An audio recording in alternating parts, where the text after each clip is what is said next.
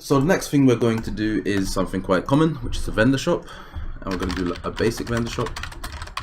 Now again, these vendor shops are saved to the player save, so again you'll need to make a character again once you update or add one of these.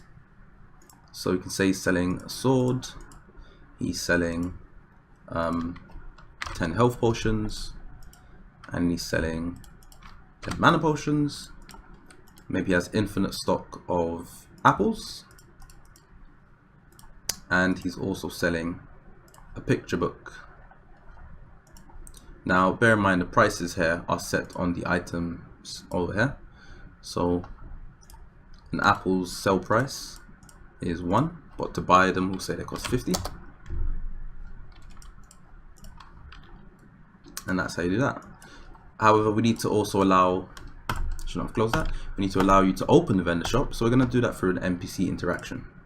So if you talk to the NPC, we're going to add a 4th option here, make the 4th option be our goodbye, remove the 3rd option, and instead make our 3rd option open vendor. So we first have a player response node saying may I buy items. Move that down here, and we then use the open vendor node, and we choose which vendor we want to open, so our basic vendor shop there. And now we can hit play, make our new character so that we initialize our vendor shop contents, the stock essentially, and we go and talk to our NPC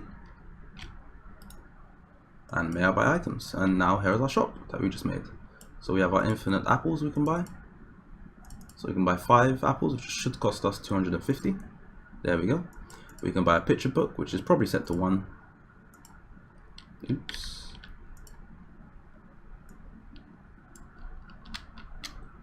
We can buy some health potions. We can buy a sword. You can just buy everything if you want to. We can also type in how much we want to buy, like so. And I've just bought a bunch of items.